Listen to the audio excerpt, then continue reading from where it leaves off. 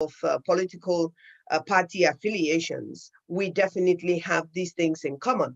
And it is in our interest for the future and our development and our survival, actually, as a people, that this should take place. Anyone who is against what has happened at Asaba is definitely against southern Nigeria and against their geopolitical zone and any of the states in southern Nigeria. It was well overdue, but it has happened. Let's move forward.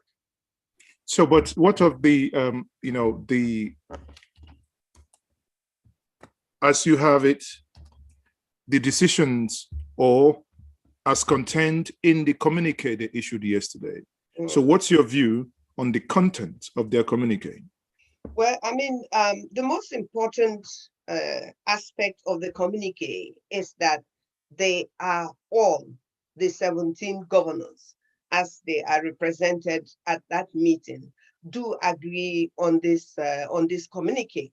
The most important aspect of that communique being the fact that they totally agree from southwest to southeast to the Niger Delta, that there should not be any open grazing. And open grazing, as we all know and have come to understand, covers a lot of ground that is politically sensitive. A lot of ground, meaning that we're talking about, people are complaining about land grabbing. People are complaining about headsmen killing farmers in their farmland. These are the realities that we have faced for over 1 decade, and gradually it has moved from the northern area into the southwest, into the southeast, and of course middle belt, and then definitely into the south. We have always said in the Niger Delta self-determination movement that there was this very huge concern that the killings and the attacks will definitely come into the southern part of Nigeria, into southeast and into Niger Delta. And I've always said that anyone who thinks that these killings and these insecurities will not cross the river Niger is making a huge mistake. And I'm happy that the governors have come to accept that. So on that issue of the open grazing, now I'm actually looking at the communique. The rest of it really, when they are talking about expressways and things like that, these are things that is expected. These are things that the federal government should do. These are the responsibilities of the federal government, that the peoples of southern Nigeria remain committed to the unity of Nigeria. But they have also made it very clear on what basis, on the basis of justice and fairness and equity and oneness and peaceful coexistence and all of that. Well, those are things that we will have to sit down and discuss. We shouldn't take these things lightly. Justice, yes. I don't know, fairness. It should be heavier than that. What is fairness? Equity, what is equity? I mean, they should be talking about going straight to the point and criticizing the issue of nepotism and criticizing the lack of a federal character as it is constituted in the Constitution. The incursion of armed herders is no longer incursion. I mean, these people, in my opinion, if we truly are serious in coming to terms and finding solutions with what is happening in Nigeria, we should stop referring to these things as incursions, as criminals and bandits. And I mean, those words are too soft and too light for the threat and the obvious destruction that we face in the South. But like I said at the beginning, that I definitely agree that this is a starting point. And the governors, I don't know if they have at some point discussed with either the lawmakers or the elders, their people, if discussions have been held before they came up with this communique, if civil society has had an input. Because you see, when the northern governors get together, and the middle belt is with the northern governors. That's one. And two, when the northern governors get together, you can see that the elders forum, the Northern Elders Forum, is not far behind from the northern governors. Sometimes they actually meet with them, and then they meet with the youth wing of the Arewa and all of that. So these are things that the southern governors have to take into consideration. Now, I do agree that this is the first meeting that they're having. But having said that, if we are to catch up, then they should be coming shoulder to shoulder with what the northern governors have used the Northern Governors Forum to achieve, so that we very quickly, so the governors, I am calling on them not to stop at just getting together as governors. They should get together with traditional rulers. They should get together with youth bodies. They should get together with women. They should get together with civil society. And at this point, what is happening across Nigeria and how it's going to affect the South, and how it is affecting the South, actually. I think that the governors cannot shoulder this alone, because this is not just politics. It's not just political. It includes our future, and we must have a so say. what part of the thing you are now alluding here is that the governors should have probably involved others outside the governors themselves. Yes, I wouldn't say make it like built in concrete to say they should have. They have not, or like I said, I don't know if they did behind the scenes. But if they haven't, I'm saying that it is important they note that we expect to be part of it, not carried along. I don't believe in that statement of carried along. Nobody's carrying anybody along. It's our right to be involved. We should be involved in the decisions that is leading up to the communiques, starting from here on, that is going to come up. Because as I've also said in the past, this is about 2023, and it's about the elections. And I think the governors themselves have come to realize the feelings that there is not, as far as the North is concerned, and when I say the North, I mean the clique that is holding on to power now. As far as they are concerned, I don't believe that they have any respect for the upcoming, so-called upcoming 2023 elections. And I think that the governors of the South are coming to realize that the ones that are just doing their first tenure are coming to realize that they will have very huge difficulties going into second tenure, especially if they are not of the ruling party. And then the ones that are doing their second tenure are coming to realize that they will not have a say from state assembly up to National Assembly input coming from do you them.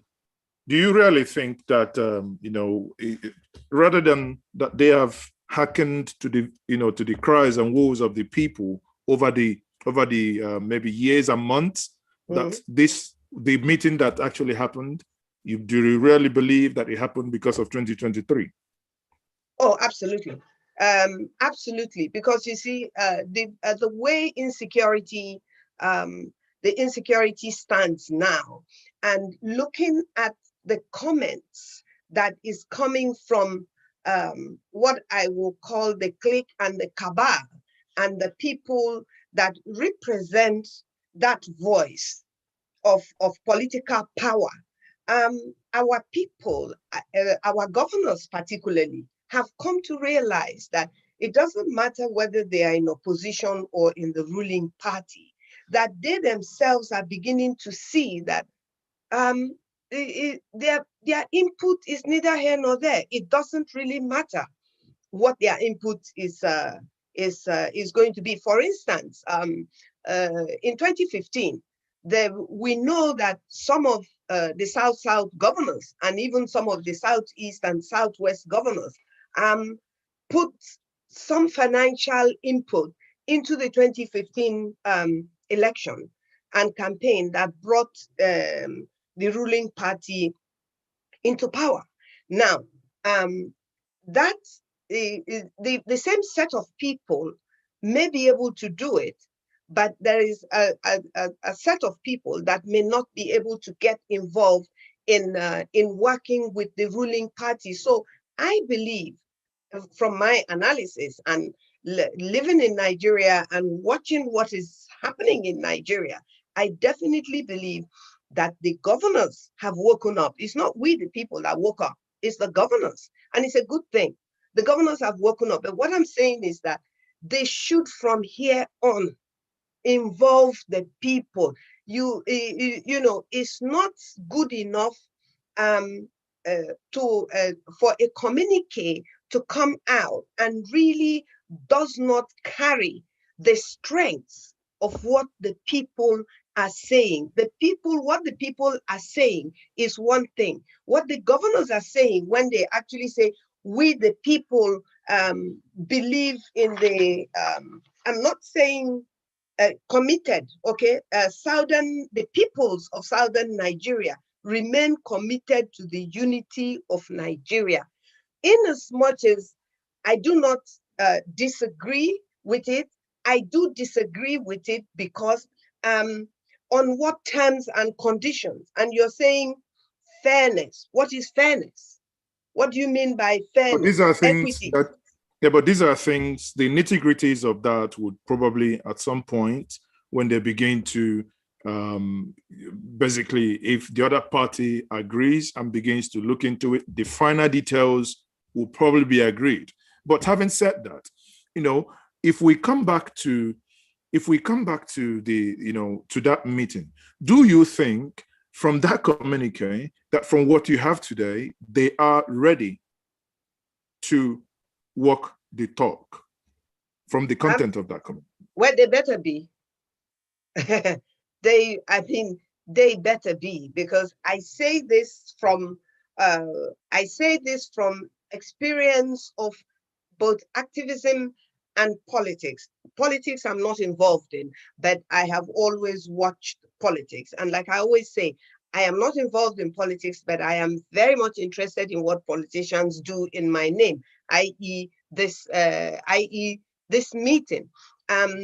Definitely the governors should come to that realization that we have only 2 years, and I believe very strongly, and this is my opinion based on analysis, I believe very strongly that what we are seeing today is very mild to what we're going to see in 2022, going into 2022, as it leads up to 2023, in terms of insecurity, in terms of the concerns that we have, whether it is coming through the ocean, the Atlantic Ocean, coming through the back, coming through Bonny, Lagos, all of that. All of these areas are at risk. Let's not fool ourselves. And we're coming so far behind that we need to let ourselves know, and we need to let the government of Nigeria and Nigerians and the world know that we know what is at stake. And therefore, let us see, is it possible that we can resolve this issue of Nigeria? What is the issue of Nigeria? The issue of Nigeria very clearly is the fact that an ethnic nationality, just one ethnic nationality, thinks that it is better than every other ethnic nationality. It is not. Okay. And we have to, and we have to put this on the table. We have to lay this on the table. You know, listening to the last point you just made, it brings me to the next question, actually, that I wanted to ask, which is, do you think that these communique that they've issued threatens any ethnic nationality in Nigeria? Of course not. Of course, which nationality Okay, does so it threaten? Well, having said that, let me play you a clip. This morning, I think I would use that word, a Fulani professor, I can't remember the name, on Kakaki this morning had the following to say. Let me quickly play that clip for us to all hear. Then I will want you to kindly respond to the the comment that he made. Is that Gandhi said, whatever you do for me without me is against me. Ask all those, whatever, 13, 15 governors that met in that hotel. Was there any of the Fulani leaders consulted? Any of the Fulani leaders consulted? So they're there making laws for people that they have not consulted. This is a problem with government. Disconnected, out of touch with realities of people. You must sit down and talk with people you are making laws for. None of that those governors have sat down with Fulani leaders in wherever they are and tell them what we're planning to do, or what we're going to do, or what alternatives are there. And then they're sitting down there and making laws. All right. Be careful. Okay, so having listened to this, what's your first impression? I actually, fortunately for you and for me and anybody else who watched Kakaki this morning, I actually watched the full interview. And quite honestly, let me start at where he ended, which is where he said, be careful. Man, that is a threat. That is a threat to 3 geopolitical zones. That is a threat to the whole of southern Nigeria. That is a threat to the people of southern Nigeria, the Yorubas, the Igbos, and all the ethnic nationalities in the Niger Delta. For him to say that were the Fulanis invited, for what? For what should Fulani people be invited if Yoruba people and Igbo people and all the other ethnic nationalities in the Niger Delta are having a meeting? Why should they invite Fulani people to come and do what? Invite them to come and have a say what? Nobody made a law for them. No law was made. It is a law. It is said that they will not allow open grazing. I think almost every state has said that in the South, except the few, 1 or 2 states that don't have direction of what their governors are doing. But having said that, how many times have the northern governors held meeting in the north? How many ethnic nationalities have they invited to come and attend the meeting? It's just total disrespect and total disregard. I don't blame him. I don't blame him. I blame our people, and I blame our politicians, our senators, our lawmakers, our House of Rep members, our state legislators, our governors, that actually have not seen anything wrong in the type of relationship, political relationship, that they have nurtured since the Obasanjo administration in 1999. And like I said, let me repeat this. The way he ended that clip and saying, be careful, is a threat. Be careful of what? Why should he say be careful? And why should anybody invite Fulani people? Okay, the Wike constantly holds ethnic nationalities meetings in Rivers State, and he does invite the Fulanis.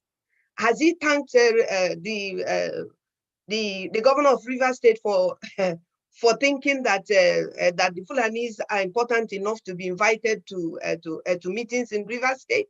Must everybody be like Governor Hope Uzodinma? Must all those governors be like that? Let me play the devil's advocate here for a minute. Assuming that that meeting held, a lot of resolutions were reached, and probably he picked up on one that talked about open grazing. And probably he assumed in this case that when you talk about open grazing, that it equals the Fulani nationality. What do you think about that? Well, again, I blame our people. I blame our people in the sense that when I was growing up, my grandmother's younger brother, I call him, we call him Day Sunday. He had a farm, he had a piggery, he had cattle in there. I'm talking about before the Civil War in Owerenta, because my grandmother is Igbo. But the point I'm trying to make is that, I mean, cattle rearing is not a birthright. Nobody is born as a miner or as an oil owner. Anybody can become a farmer. Anybody can become a cattle rearer. And in today's world, anywhere in the world, I see no reason why people should be moving around. And if we must continue to rely on the sentiments, if you like, that at amalgamation, that there were cattle routes that were created by Lugard for cattle rearers. I mean, we have railway lines crisscrossing. People own those lines. It doesn't, because you are allowed to pass a route to go from Sokoto to Aba, does not mean that all the way down that road is your road. It's not your road. And if a governor says that open grazing is not allowed in his state, it's not only for Fulani people. If I am a cattle rearer, it means that I will not be able to move my cattle from Abonima or Kreka or Bayelsa to Enugu. That is what it means. Or that you cannot move your cattle from Anambra to Abia. That is what that law is saying. Is a law that we are entitled to have in our state. It has nothing to do with the professor or ethnic nationality. Do we have actually legislations to actually back those laws up? Because at the end of the day, I'm not aware that most of the states within the South have actually, made laws to, apart from Ekiti State under Fayose, that we all know, that had it legislated within the states. I'm not aware of any other states within the South that have actually taken the bull by the horn. I mean, these are, some would argue, mere rhetorics. Well, I mean, first of all, the fact that if no state governors or state assembly members have passed laws that there should be no open grazing, I think all of us have said it, Governor Wike has said it, whether they have passed laws or they have not passed laws, it is up to us. But we have a right in our states to say, we don't have to pass a law to say that cattle should not be moving from one street to the other. Where I live in Port Harcourt, if I look outside of my window, I see cattle going through the concrete in front of. But those cattle could actually be owned by, obviously people from Port Harcourt.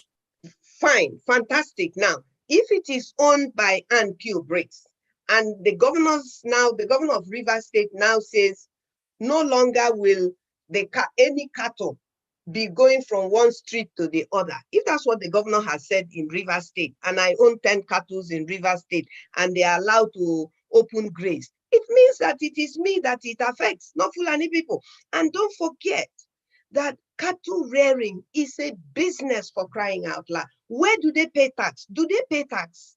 In what states do cattle rearers pay tax, and how much do they pay to the states? So you see, the point is that some people feel that they are better and superior to any other ethnic nationality in Nigeria. And as I said, it is believed that there are over 300 ethnic nationalities. Look, in Rivers State, we have an ethnic nationality that is called Egi people. Now, Egi people are in Ahoda local government area. They are small in number, but because they are small in number, does that mean that they do not have a voice in Rivers State? If that is what it means, it is wrong.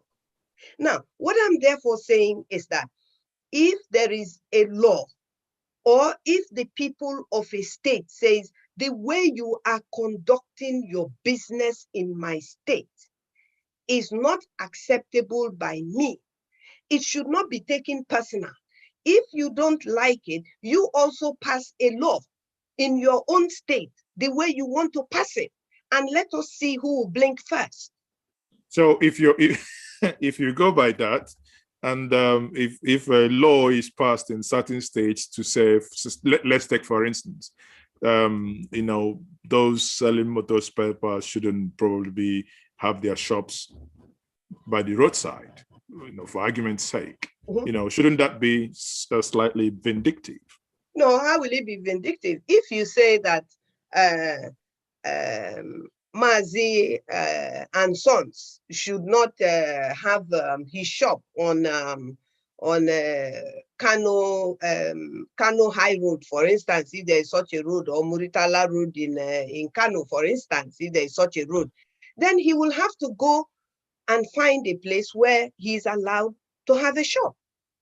And if I want to buy spare parts from him, I will have to go there to buy spare parts. It's just as simple as that. But when I was a little girl growing up, I also did not see all of these cattle and things roaming around in GRA in Port Harcourt in the 50s and in the 60s and the 70s after the war. So if Nigeria is choosing to go backwards, and some governors are saying no, let us move forward. And if my governor happens to be one of those governors, or if my region happens to be one of those regions, then I will support it, because it is in my interest. I will support it. But we have to face the reality.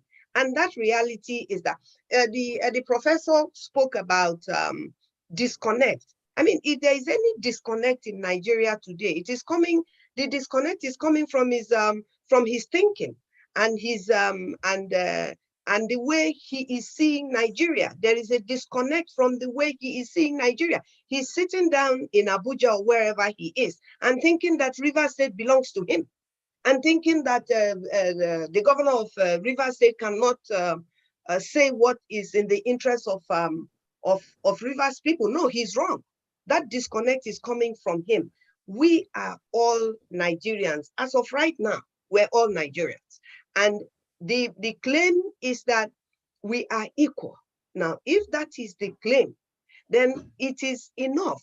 The time has come for us to face the reality that nobody should be afraid of the other. When we had the issues in Niger Delta, where my people were involved in expressing themselves in the ways that they chose to express themselves, nobody told us, we told ourselves to approach them and begin to make them to see that perhaps the point has been made in as much as kidnapping oil workers and all of that. And now, if you even put that side by side with what is happening in Nigeria today, where very clearly there can be no doubt anymore when people are coming in from outside of Nigeria. They're not Nigerians. I heard him say this morning, our Fulani. I don't know what he means by our Fulani. There should just be Fulani people of Nigeria, full stop.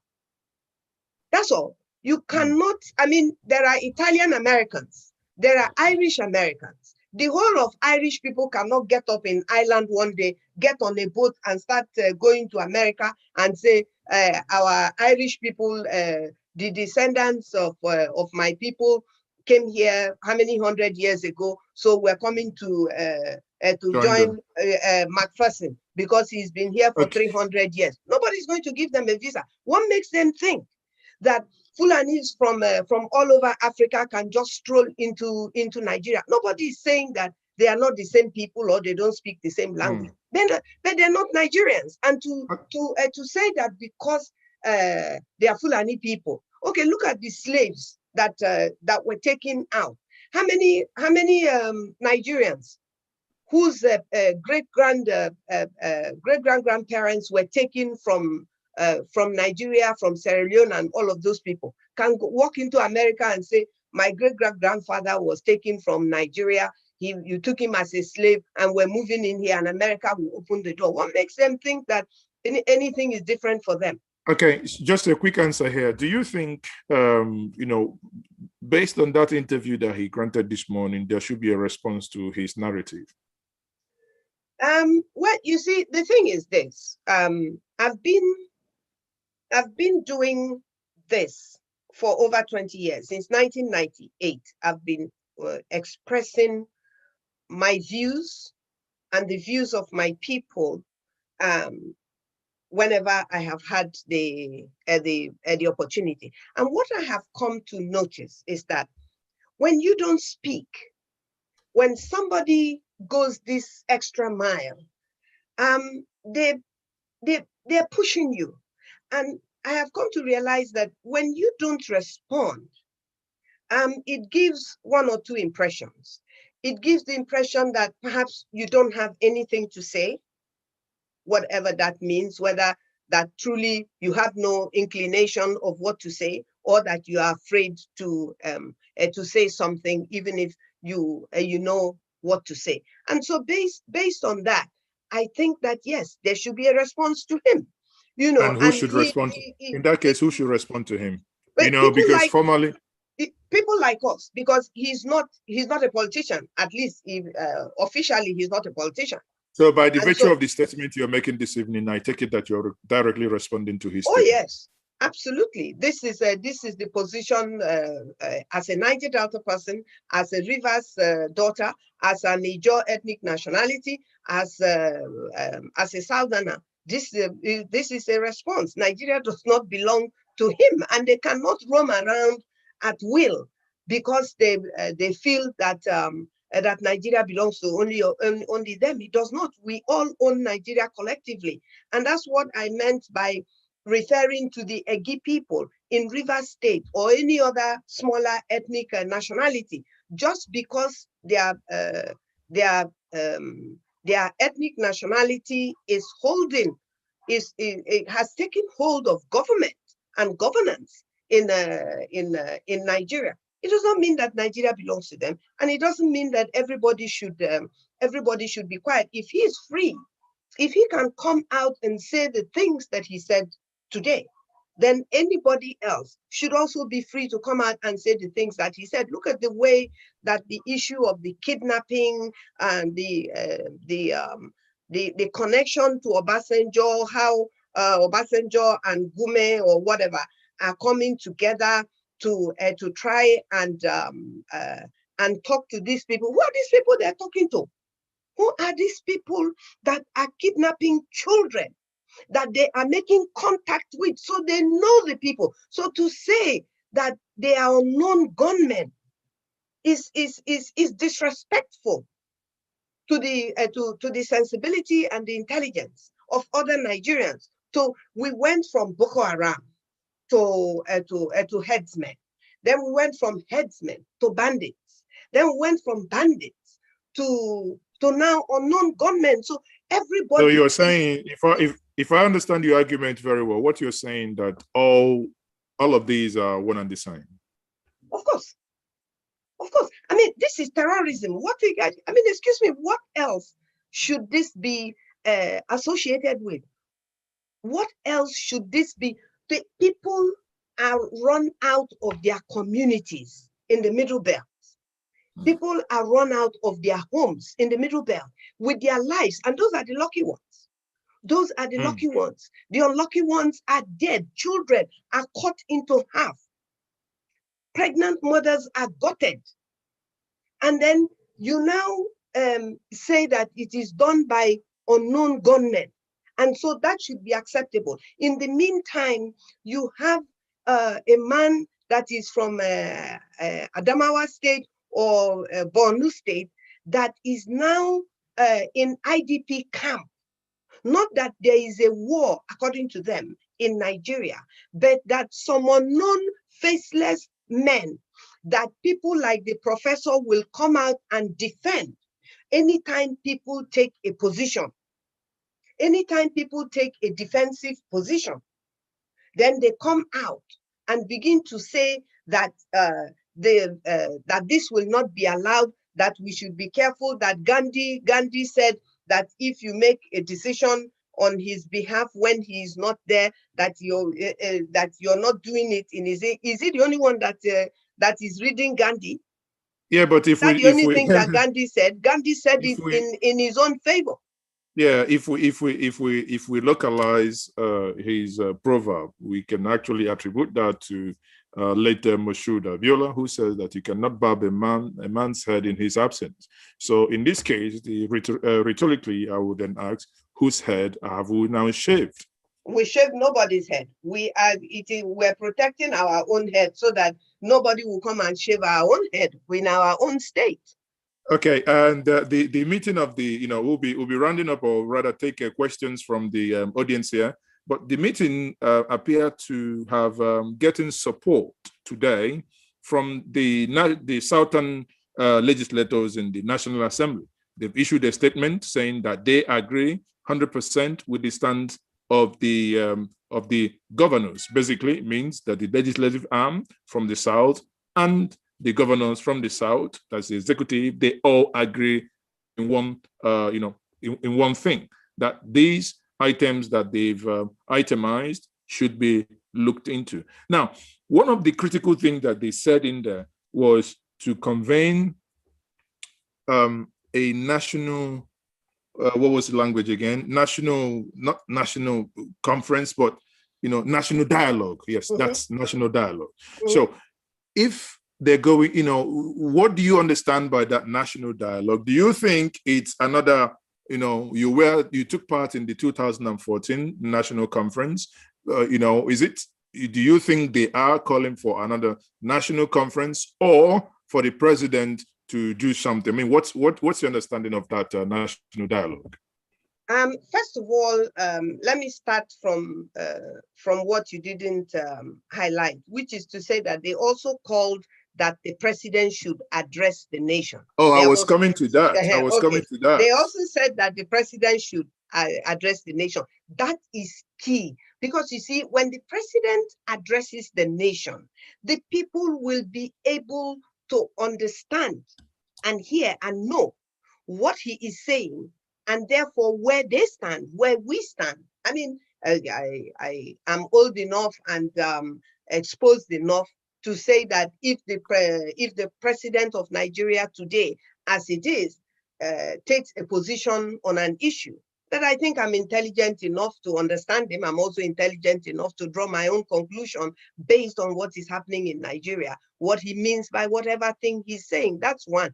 Two, I do agree, and I believe that when we started the conversation, I also made that point, that it is very important that the lawmakers, the senators, the House of Representatives, and the people, the civil societies in the states, the credible ones in the states, and women and youths, it is very important that the governors are working with these people, not taking them along, that look, we're all stakeholders. Everybody is a stakeholder. I don't know if you heard what Pastor Paul Adefarasi said. That's just the truth. That is just the truth. It has, we all believe in God, and we believe that God is a God of justice and he will do the right thing by us. But we also are human beings, and we know that what is happening is not right. Now, the issue of national dialogue, whether you call it 2014 national conference, I was in that conference. the chief of staff right now to Buhari was in that conference. The decisions that we took and the topics that we discussed, all the things we discussed from the constitution, all the way down to development, all the way down to political rights and security and all of that were discussed. Now, if Buhari has said, and even before he ran for president in 2015, he said it, that he is not interested in the 2014 National Conference report, and that he won't even look at it.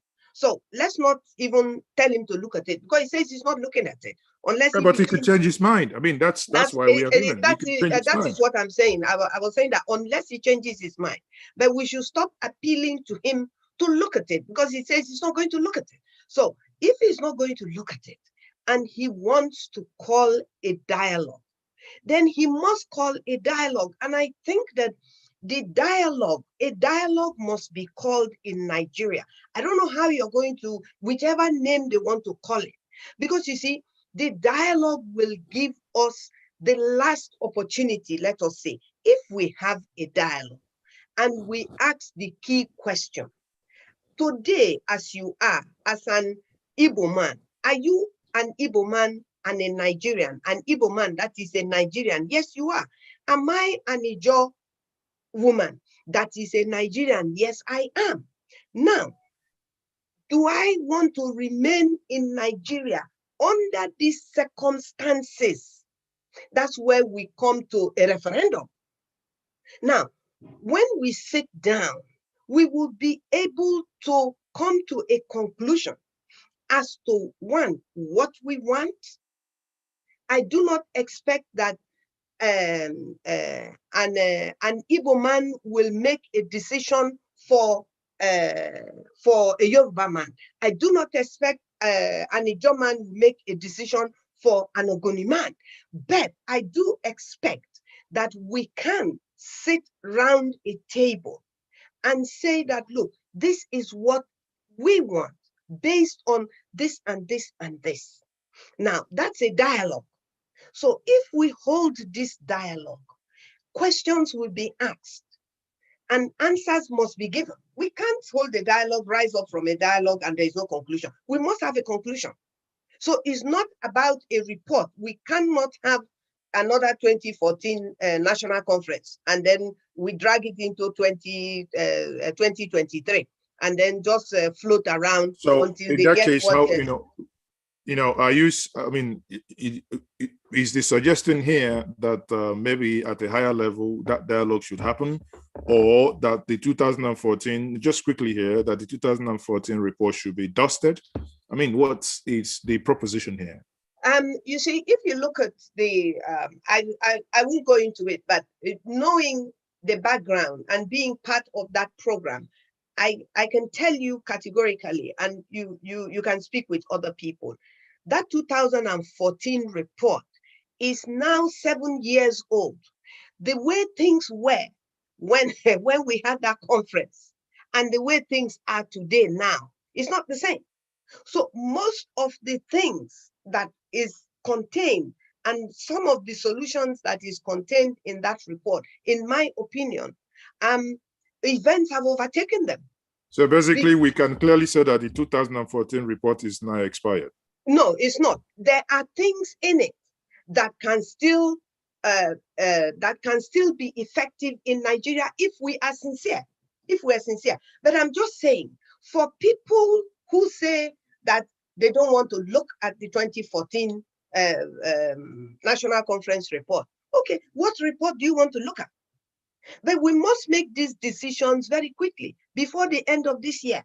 Because if we don't look, while we are talking and coming up with soft solutions, and that's what I call these things, they are gentle solutions. The South always wants to be seen as the people who are extra willing, bending over backward to keep Nigeria united. Whereas we are confronted with people who are threatening us. We're hearing that arms are being delivered with helicopters. I've not seen it, I don't know. but these are the stories that are out there. And based on what I am seeing as a human being, I am more inclined to believe it, because otherwise what is happening in Nigeria does not make sense. How do you're not able to get a hold of Boko Haram. You're not able to get a hold of one headsman. And yet you disarm people, and then you say that people like groups that are calling for a separate nation for themselves, with reason that they have given, you say that they are terrorists and they are not armed. And yet when a police station is burnt in Enugu or in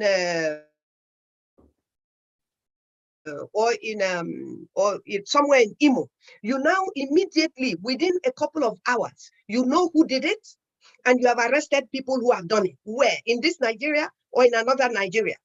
So we can't have a country that is run like this, where nothing happens to people who are doing terrible things in Nigeria. And yet when the same thing, let me land, when the same thing is done, the exact same thing is done outside, it's not the same people who are doing it in the north. It is other people in Enugu people, River State people, I don't think will do to themselves what is being done now. I believe that there, and I've said it anyway in the past, there is danger, and the danger has already been set in place and waiting for activation. And the issues are too similar. These things are criminalities in the sense that they are crimes. When I say criminalities, I'm not reducing the effect or the terribleness of what is happening. I'm saying that what is happening is terrible, is criminal, that lives are being wasted in the way every single day people are dying in certain parts of Nigeria. And yet you are saying that you can't find the people who are doing these things. But when you wake up in the morning, it's easy for you to find people in Umuahia, to find people in Aba, to find people in Enugu, and say that these people are responsible for what is happening. My argument is that you have not proven beyond reasonable doubt. You can't just wake up in the morning and go and pick up people in their stalls in the market and say they are the people that went and burned a police station. Okay, thank you very much for that. And before we conclude here, what's your view on one of the content of the communique, which called on the president to speak to the people? And it appears that this has become a pattern. Remember, during the EndSARS, the whole nation at some point started questioning, where is the president? Why can't the president speak to them? And gradually it appears we are now moving to a direction where it appears you are talking to an oracle, where you have those serving the oracle, and they go in and they come out and tell you that the oracle said XYZ, but the oracle never speaks to the worshippers. So in this case, the analogy here, do you think it is right for them to call for the president to speak to Nigerians, or isn't that given that the president should speak to those he governs?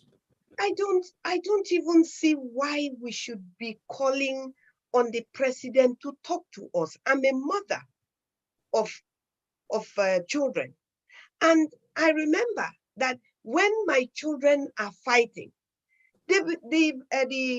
my sisters or my house help or somebody does not come and knock on my door and say, "Mommy, go and talk to your children." No.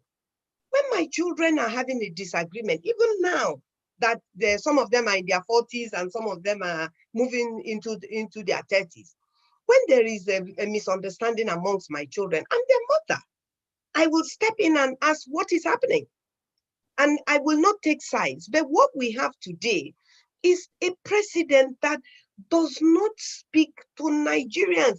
I don't know if he thinks if his advisors or even he as a person thinks that he's too big to speak to Nigerians, or that Nigerians are too insignificant. I don't understand it.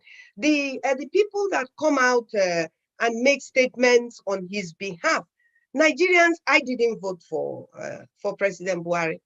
It's my one vote, and I didn't give it to him. But the people that voted for him, and so they didn't vote for additional or Garuba. They voted for President Buhari. Why is it that it is additional that will come and speak to Nigerians and talk to Nigerians? Look at Reverend Father Mbaka. Nobody supported the Buhari government like Reverend Father Mbaka. Nobody opposed Jonathan's government at the tail end like he did. And yet today, this same Reverend Mbaka now cannot speak his mind without us being told that he wants a contract. He may want a contract. So what if he wants a contract? Everybody is a contractor in Nigeria. The fact that you have not gotten a contract, it means that somebody does not want to give you a contract. I don't own an oil well in the Niger Delta, but yet there is a woman that owns an oil well in my backyard, and she's not from the Niger Delta. So what I'm trying to say is that, look, the president owes a responsibility. He doesn't have to agree, and he doesn't have to speak to Nigerians if that's the decision he has made. But that doesn't stop me from expecting that he should speak to Nigerians. But I'm not one of those people that will beg him to speak to Nigerians or will consider it a favor. As a matter of fact, it's a failure. It's a failure of leadership, as far as I'm concerned, for the president not to be able to speak to Nigerians that he begged and cried for 3 times to vote for him and make him the president of Nigeria. Today now, he doesn't want to speak to the people he was appealing to and the people that actually did vote for him. It is a responsibility. It is not a favor, but it is a choice. And it's very clear that he has made the choice that it doesn't matter what Nigerians say. If he's not going to talk to them, he's not going to talk to them. And therefore, we are not going to know his opinion from his mouth, but we can read his body language. Somebody said a few weeks ago that Buhari is just tolerating Nigerians. Well, let me tell you, I'm not one of those Nigerians that Buhari is tolerating. Thank you very much. That's a very fine place to leave it. Now, we will take questions in case you're in the room here. If you have any question, can you use your device to raise your hand? Then we can take your question quickly. If you have any intervention, any comment to make, you are free to do that within 1 minute. So, having said that, I mean, it is indeed, as you said, indeed somewhat tragic, honestly, to note that we have a president that it appears at every point he will be begged. And, when I saw the governors actually putting that as part of the thing, I'm like, again, so why must he be reminded again to basically speak to the people that he campaigned and said he was going to do X, Y, Z, for? But sadly, that is not forthcoming. So I think, Mike, if you're ready, I think we have Mike here who is wanting to ask question.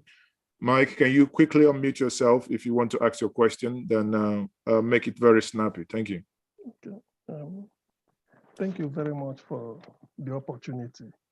I thank Annkio Briggs for doing justice to the topic.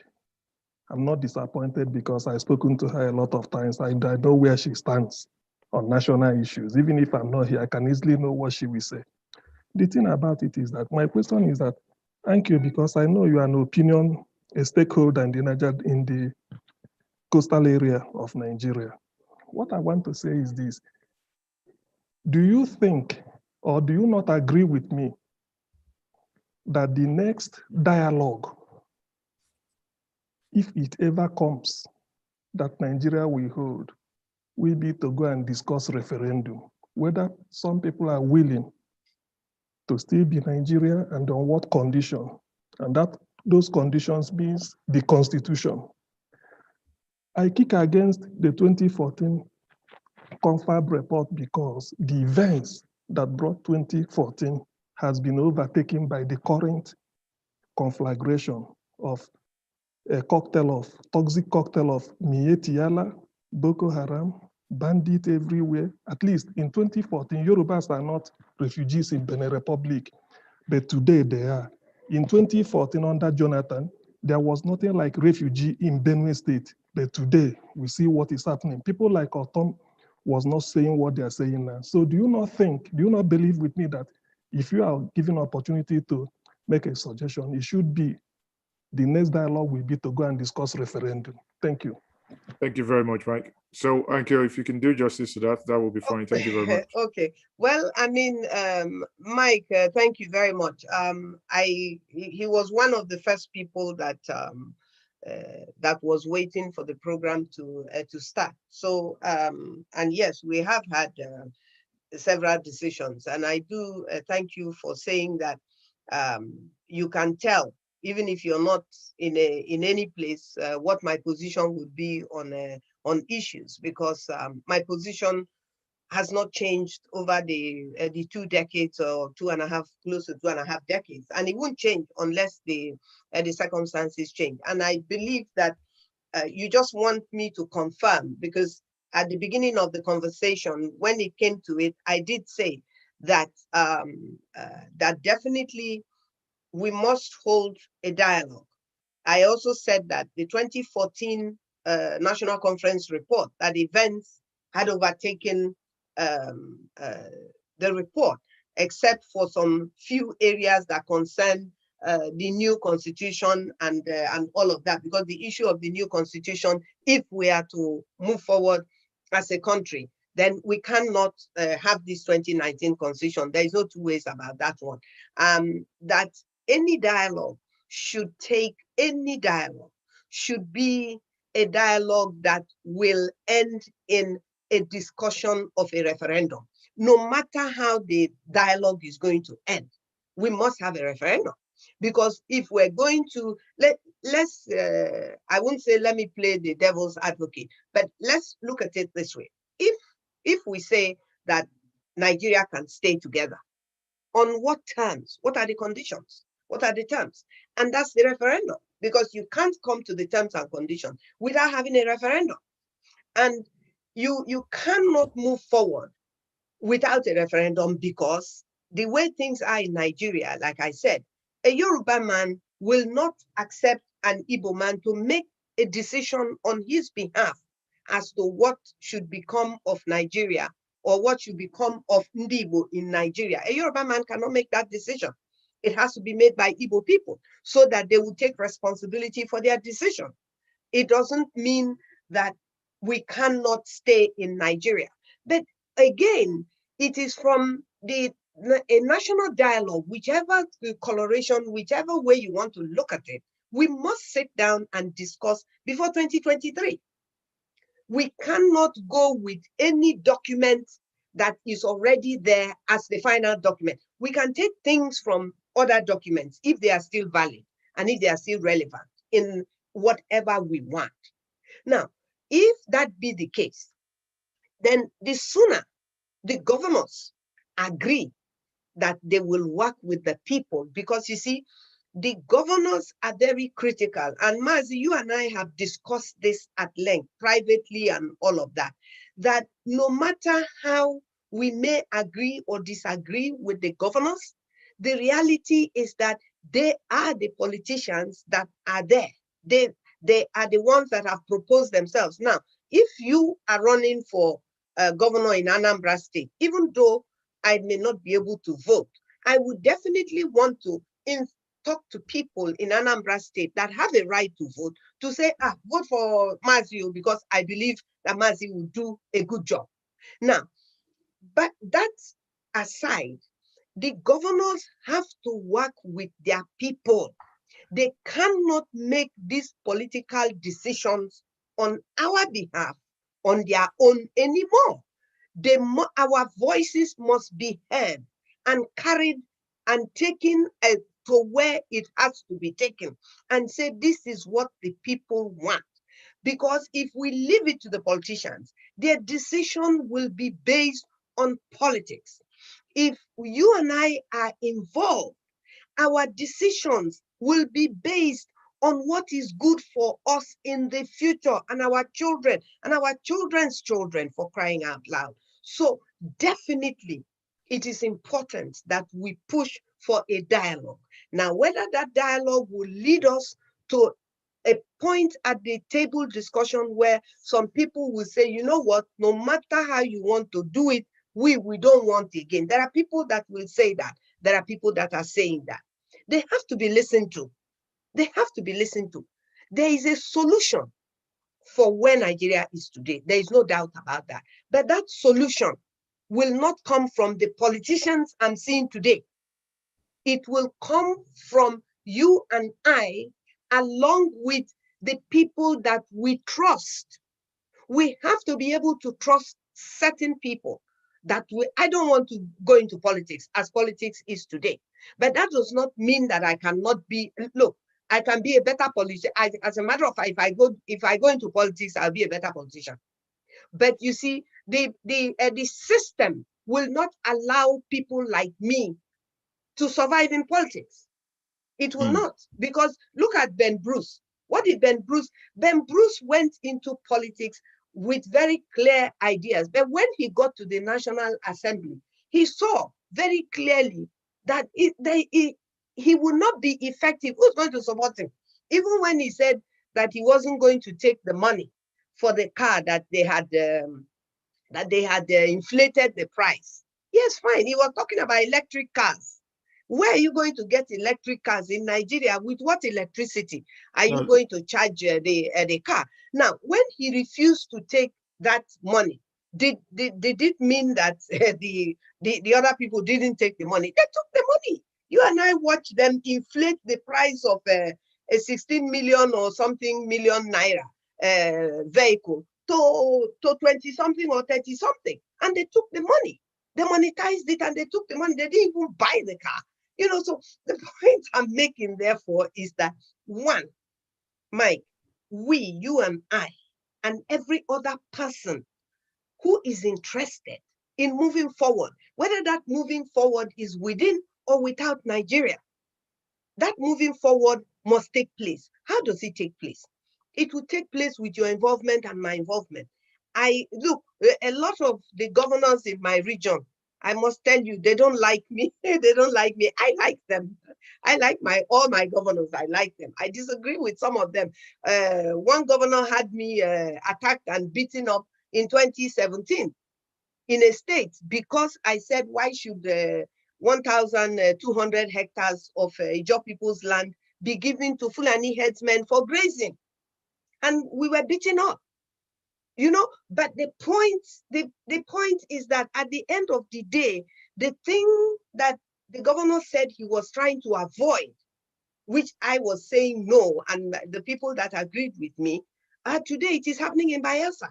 So what are we saying? We must, you and I, and every other person, whether you're in America, Canada, anywhere you are, as long as you are an Igbo man, a Yoruba man, a Nigerian by your ethnic nationality, you must have a say in what's going on in Nigeria. Okay, that's a very fine place to leave it. And on that note, I would note as well that Nigeria probably will be the only nation on earth you buy an electric car and you must have I better pass my neighbor in your trunk. Generator in your I said that to somebody. So on that note, I will say thank you everyone for joining me. It's been a pleasure speaking to Annkio Briggs in the last hour. And Annkio Briggs is a human rights and environmental rights activist. Thank you very much for your thoughts this evening. The conversation centered on the Asaba Declaration that I have titled it. That is the Asaba Declaration by the Southern governors in Nigeria. On that note, I will say thank you, everyone, for joining us this evening. Thank you once more, Annkio, for joining this conversation. Thank you for having me. And the ones that tuned in, thank you for your time. Thank you very much for listening. Thank you. Okay, so join us on this time, maybe tomorrow again. We will have another guest to speak on burning issues. On that note, I will say good evening.